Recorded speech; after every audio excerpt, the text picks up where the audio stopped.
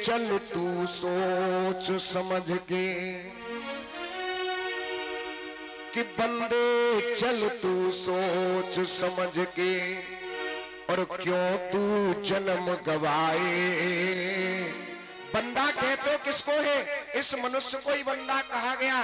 कहते 5 तत्व का पुतला कीना, नाम क्या रखा बंदा। ये भक्तवर श्री मोतीराम जी के भांजे साहब है, जोरदार तालियां इनके लिए। 5 तत्व का पुतला कीना, नाम क्या रखा बंदा। और कारीगर ने खेल रचाया, ऊपर फेरा रंदा। ऊपर से बहुत सुंदर दिखे, भीतर माल दिया भर गंदा। और बंदा बंदगी करे तो बंदा, नहीं तो गंदे का गंदा। अच्छा एक बात आप लोग बताना, हम लोग अपने चेहरे की, अपने शरीर की इतनी सजावट करते हैं, इतने महंगे महंगे क्रीम, पाउडर, साबुन, शैम्पू लगाते हैं, हाँ जी, किसी को अपना चेहरा दिखाई देता है क्या? बताइए, इतने लोगों में किसी को अपनी शक्ल दिखाई दे रही है क्या? फिर हम क्यों सजावट करते हैं? कब दिखाई देती है? जब शीशा सामने होता है। फिर क्या सजावट करने की जरूरत है? दूसरों को दिखाने के लिए। याद रखना, इसका मरने के बाद कुछ नहीं होगा। इस शरीर की 3 गति होती है। जला दोगे तो 2 मुट्ठी राख बन जाएगा, गाड़ दोगे तो कीड़ा मकोड़ा बन जाएगा, और फेंक दोगे तो जानवर खा जाएंगे, और पेट में जाने के बाद गंदगी बन जाएगा। पशु का शरीर फिर भी मरने के बाद काम आ जाता है। कहते हाथी के दांतन के खिलौना बने भांत भांत, छेरी की खाल देखो पानी भर लाई है, मृगया की खाल को ओढ़त है योगी जन, बाघ की खाल शिव शंकर को भाई है। कहे कवि दयाराम, राम के भजन बिना मानुष की खाल काहू काम नहीं आई है। इसलिए कि बंदे चल तू सोच समझ के, और क्यों तू जन्म गवाए। बार बार ये नर्तन चोला तुझे न मिलने पाए। बार बार ये नर्तन चोला तुझे सब मिलने पाए। ये बंदे चल तू सोच समझ के, तू चल तू सोच समझ के, क्यों तू जन्म गवाए। बार बार ये नर्तन चोला तुझे न मिलने पाए। बार बार ये नर्तन चोला तुझे न मिलने पाए। हरि बोल।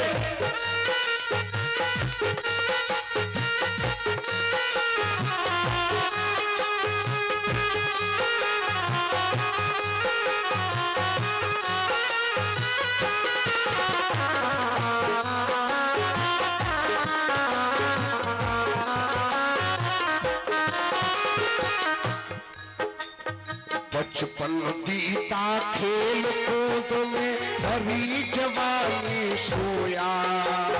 गुजर गई अनमोल घड़ी तो देख बुढ़ापा रोया। गुजर गई अनमोल घड़ी तो देख बुढ़ापा रोया। देखिए शास्त्र कहते आते वयस नाभीतम, जिसने बचपन की अवस्था में विद्या को नहीं पढ़ा, और द्वितीय नार्जितम धनम, जिसने जवानी में धन को नहीं कमाया, और तृतीय तपस्तप्तम, तीसरी अवस्था में जिसने भगवान का भजन नहीं किया, तो चतुर्थे किम करसति, बुढ़ापे में क्या करोगे? राम राम कहना चाहोगे फिर भी हाय हाय निकलेगी।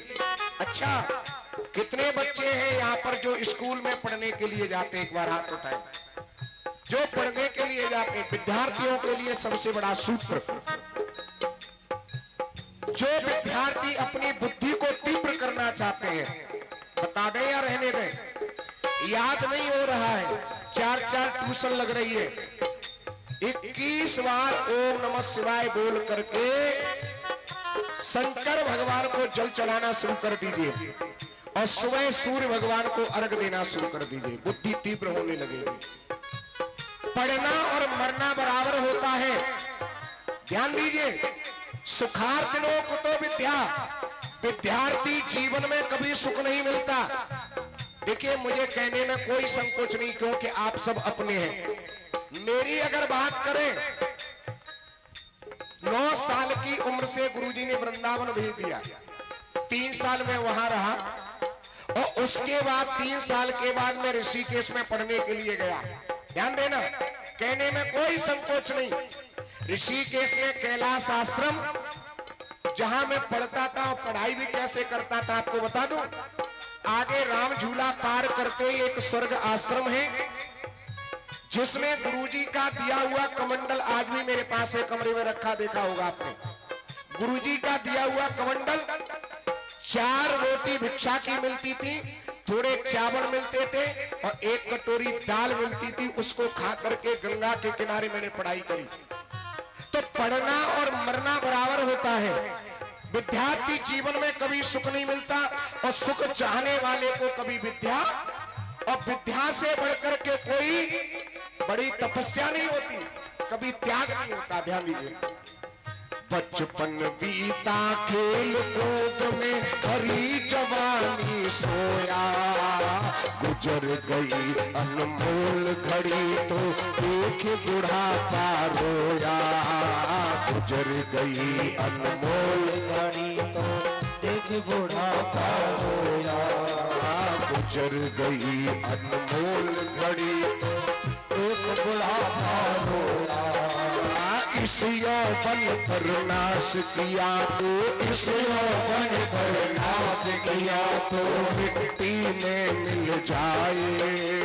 बार बार ये नर्तन चोला तुझे न मिल पाए, बार बार ये नर्तन चोला तुझे न मिल पाए। ताली बजाते हैं।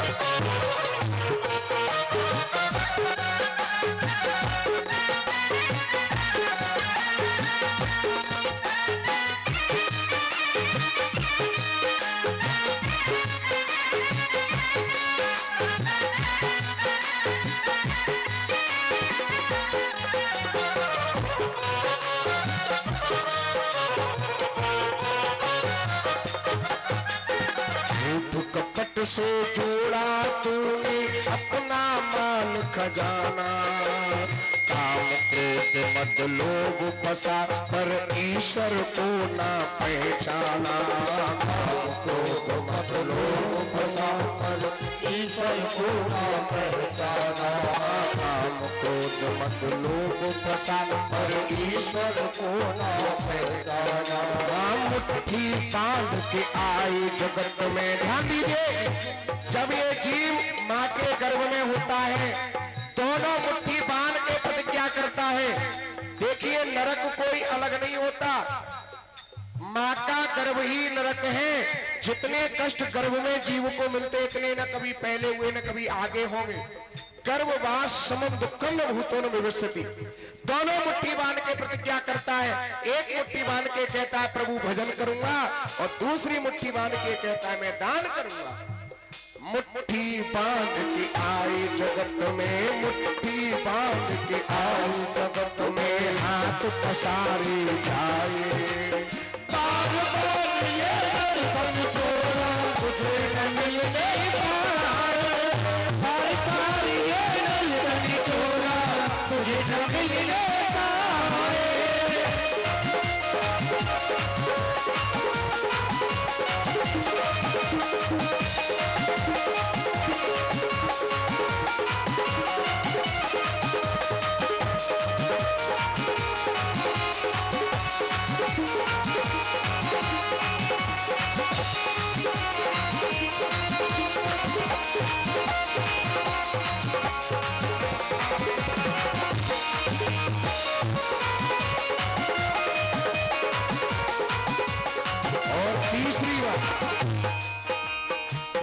संसार सराय मुसाफिर छोड़ इसे है जाना, कोई अपना नहीं जगत में ये जग है बेगाना, कोई अपना नहीं जगत में ये जग है बेगाना, कोई अपना नहीं जगत में ये जग है बेगाना।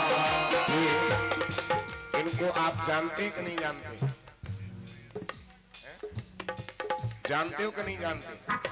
अब रिंकू ये बताओ, तुम्हारा गांव कौन सा बताए? इसोली बताएं कि मदनपुर बताएं? मदनपुर बताएं? अच्छा बता, खा या इसोली में रहे हो, कह रहे हो गांव मदनपुर बताओ।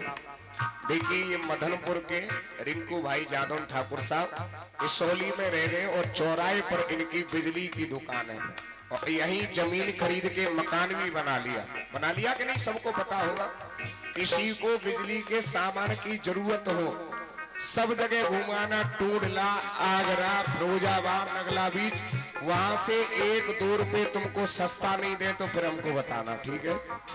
बिजली का बहुत बड़ा कारोबार है और देखिए बड़ा भी कैसे हुआ ये भी आपको बता दें।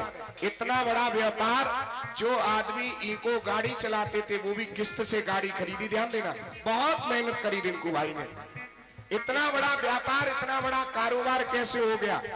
सबसे पहले मुझसे पूछा, शास्त्री जी मैं ये व्यापार करना चाहता हूँ, कौन सा मुहूर्त सही रहेगा? मुहूर्त बताया, उसी मुहूर्त से उसी विधि से काम किया। 1 दुकान हुई, 2 दुकान हुई, 4 दुकान हो गई, ठीक है? फिर बोले अब मैं जगह लेना चाह रहा हूँ, मुहूर्त बताइए, उसका भी मुहूर्त बताया।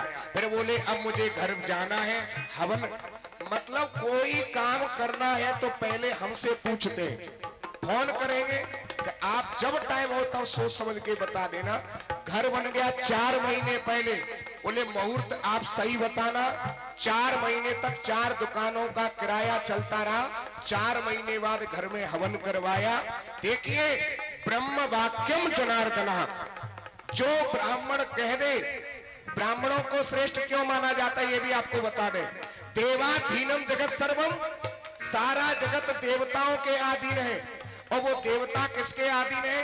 मंत्रों के अधीन है। जिस मंत्र पढ़ो वही देवता आ जाता है और वो मंत्र किसके अधीन है? ब्राह्मण के अधीन है।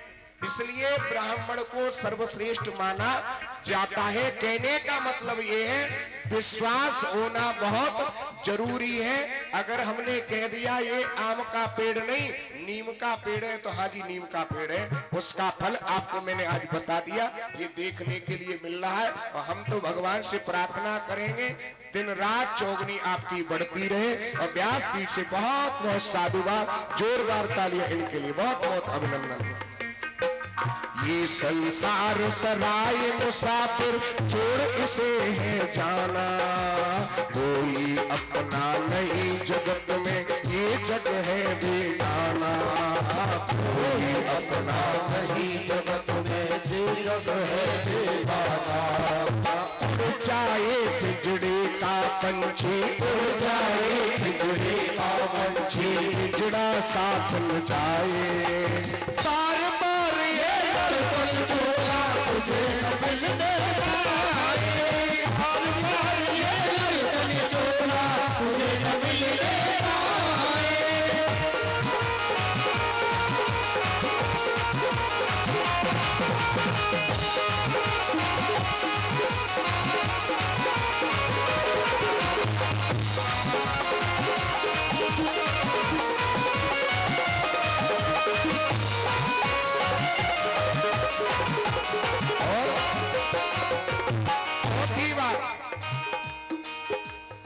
सोहम व्यापी सब जग मारी। ये बताइए गुरुजी से गुरु दीक्षा कितने भक्तों ने ले रखी है यहाँ पर? बहुत सुंदर, जोरदार तालियां। गुरुजी का मंत्र कौन सा है? सोहम। अपना जो अखाड़ा है वो कौन सा है? सोहम। सोहम शब्द ऐसा है जिसका हर समय उच्चारण कि सोहम व्यापी सब जग माही, आत्मा शक्ति विशाला है, ऋषि मुनि महिमा को गाते, राम अलग मत वाला है, ऋषि मुनि महिमा को गाते, राम अलग मत वाला है, ऋषि मुनि महिमा को गाते, राम अलख मत वाला है। ऋषि मुनि महिमा को गाते, राम अलख मत वाला है। सतगुरु की तू सेवा कर ले, सतगुरु की तू सेवा कर ले, सच्चा सुख मिल जाए। बार बार ये बर्तन छोड़ा तुझे मिलने पाए, बार बार ये बर्तन छोड़ा तुझे मिलने पाए। बंदे चल तू सोच समझ के, बंदे चल तू सोच समझ के, तू जन्म गवाए।